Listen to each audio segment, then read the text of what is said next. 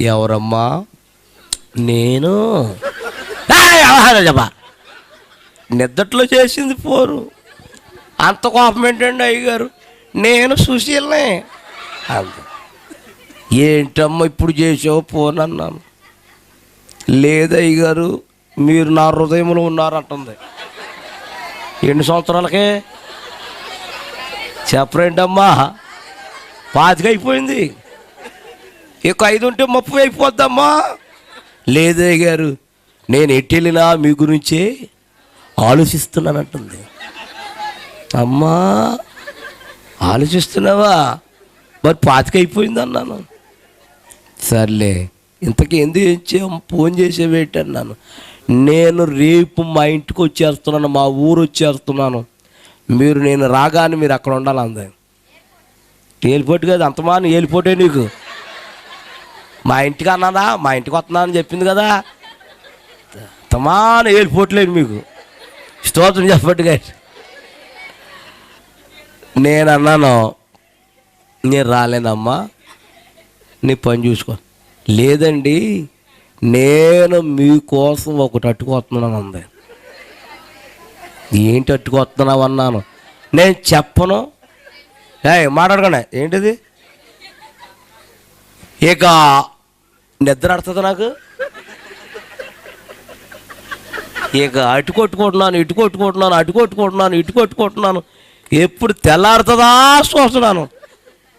తెల్లారిపోయింది. కాపుగా మొఖం కొడుకొని స్నానం చేసేసి బట్టలు వేసేసుకొని బైబిల్ పెట్టుకుని సెంటర్కి వచ్చేసాను. ఏమిక్తాకి? బస్సు ఎక్కుతాకి. మగోళ్ళు తెల్లవారుజామున టీ తాగితాకి వెళ్తారు కదా, పని పాట లేకపోయినా. ఎక్కడికి? కాపోట్లకి టీ తాగుతున్నారు. అయ్యగారు ఏంటి పొద్దున్నే వచ్చేసారు ఇటు అన్నాడు. ఒక ఊరు వెళ్ళాలరా నాయన, బస్సు 5 గంటలకు ఉంటుంది కదా. ఆడంటాడు ఈరోజు బంద్ అండి అంటున్నాడు డాడీ. తప్పురా అలా అనకూడదు నన్ను. ఏమండి నేను మీతో ఎప్పుడు ఎలా కోణం ఆడలేదు. కావాలితే ఆ కాఫీ హోటల్గా ఆ వాండర్ గారిని అడగన్నాను. ఏమండి వీడు చెప్పింది నిజమేనా అన్న. నిజమేనండి ఈరోజు బస్సులేమి. అదే టైంలో లారీ వస్తుందండి. అప్పుడు వాళ్ళతో అన్నాను, బాబు రే మీరందరూ నన్ను లారీ ఎక్కించండి. బాబు ఎక్కించలేమన్నాను. ఊరి నీకు దండం పెడతాను రా బాబు. పాప నలుగురు తీసి అలా పెట్టారు లోపలికి. ఆ లారీ వాడు ఎవడు తెలుసా? సిక్కులోడు. ఆడికేమో తెలుగు రాదు, నాకేమో హిందీ రాదు. ఆడు లోపలికి వెళ్ళాక అంటాడు కేకే అంటున్నాడు. కేకే కదరా బాబు పోనే అన్నాను. ఆడు రై మని తోలేస్తున్నాడు. మన దిగి ఊరు వచ్చేసింది. ఆడు జడిచిపోయి ఆడు ఆపేశాడు. మన భాష రాదు కదా ఆడికి. సర్లే అక్కడేమో మా వాళ్ళు ఎక్కిచ్చారు. ఇక్కడ ఎవరు దింపుతాడు? ఎవరన్నా ఉన్నారని చూస్తే ఎవడు లేడు. ఈడట్టాడు కేగా దిగిపోమన్నాడు. ఆగర బాబు దూకుతో చచ్చిపోతాడు రా నాయన. ఆడుతా అన్నాను, రే నువ్వు నన్ను దింపాలరా అన్నాడు. ఆడట కేహే ఒరే కేకే లేదురా నాయన టైం అయిపోతురా, నువ్వు నన్ను దింపాలరా అన్నాను. కేహే అన్నాడు. ఆడికి ఎన్ని సైలు చేసినా అర్థమవుతలేదు. అప్పుడు ఆలోచించాను, మనం దిగే గుమ్మ ఉన్నది కదా, ఆ వారికి వచ్చేసి నువ్వు నన్ను దింపాలరా అన్నాను. అప్పుడు అర్థమైంది ఆడికి. సిక్కులోడు ఎంతలా ఉంటారో మీకు తెలుసు. ఆడు నా రెక్క అట్టుకుని దింపి దింపి దింపి ఎంత దింపునా నాకు రోడ్డు అది తెలియదు. ఆడు నాతో పాటు దిప్పి దిప్పి దిప్పి నా మీద బాబురాడు పడి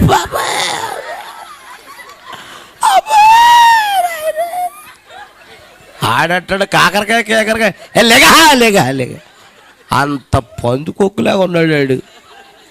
ఆడు లేచి వెళ్ళిపోయాక సుశీల ఫోన్ చేసింది. అయ్యగారు ఎక్కడున్నారు అంది. ఎక్కడ ఉంటానమ్మా? మీ సెంటర్లో మీ బస్ స్టాండ్ కాడ ఉన్నానమ్మా అన్నాను. అక్కడ ఉండండి, మా ఆయన వచ్చేస్తున్నాడు అంది బండి వేసుకొని. తీరా చూస్తే వాళ్ళ అబ్బాయి వచ్చాడు, సైకిల్ వేసుకొచ్చాడు. డాడీ ఏరా మీ నాన్న లీడర్ అంటే, మా నాన్న బయటికి వెళ్ళాడండి, నేను బాగా తొక్కుతాను అన్నాడు డాడీ. సర్లేని ఎక్కించుకున్నాడు వెనకాల. ఇంతకీ ఎక్కడ తొక్కుతున్నాడు తెలుసా? పెడల మీద తొక్కేస్తున్నాడు డాడీ. బాబు సీట్ ఎక్కువ అన్నాను. సీట్ అందదని అన్నాడు డాడీ. అప్పుడు నేను అనుకున్నాను, ఈవిడు కూడా ఎక్కడో షాట్ పాడేస్తాడు ప్రభు అని. ప్రభు ఈయన జాగ్రత్తగా నడిపించు ప్రభు అని ప్రార్థన చేస్తున్నాను. ఈలోగా గేదెలు వచ్చేస్తున్నాయి. ఆ ఊర్లో గేదెలు ఎక్కువంట. రే బాబు గేదెలు వస్తున్నాయిరా, జాయిగా పోను ఆడంటాడు. మీరు గట్టిగా పట్టుకోండి అన్నాడు. ఆడు పెడల మీద తొక్కేస్తున్నాడు. ఈడు వెళ్ళిపోయి ఆ గేదెను గుర్తేసాడండి. ఆడేమో అడ్డు పడిపోయాడు, నేను ఇటు పడిపోయాను, పేడ కుప్పలో పడిపోయాను. అమ్మా మొత్తం బట్టలన్నీ ఖరాబ్ అయిపోయి వెళ్ళాను. పొద్దున ఎవడు మొహం చూసానే కానీ వెళ్తే ఆవిడంటుంది, ఏంటండి ఖరాబ్ అయి మట్టలేటండి. మీ అబ్బాయిని అడిగి అమ్మ అన్నాను. నన్నేం చేయమంటావమ్మా, గేదె వచ్చింది ఆ గుద్దేశాను అన్నాడు డాడీ. ఆడు సులువుగా చెప్పేస్తాడు డాడీ. సర్లే అయ్యగారు నేను బట్టలు ఇప్పండి, బట్టలు ఉతికేస్తాను, స్నానం చేయండి, బట్టలు ఉతికేస్తాను, మీరు స్నానం చేసామని. స్నానం చేశాను. మరి బట్టలు అరిదాకా ఉండాలి కదా, మరి నా సైజు బట్టలు ఉంటాయి అక్కడ. ఏమండి చెప్పరేంటండి?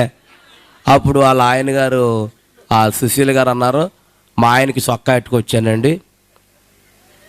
వాళ్ళ ఆయన ఇలా చాలా ఎత్తు, ఇలా చూడాలి వాళ్ళ ఆయన్ని, అంత పొడుగు సొక్కా అట్టుకొచ్చిందండి. ఎక్కడి నుంచి చెప్పండి?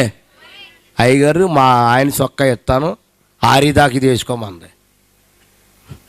ఏది అది వేసుకుంటే ఎలా ఉంటుంది నాకు? రాత్రుల్లో నైట్లు వేస్తారు కదా ఆడవాళ్ళు.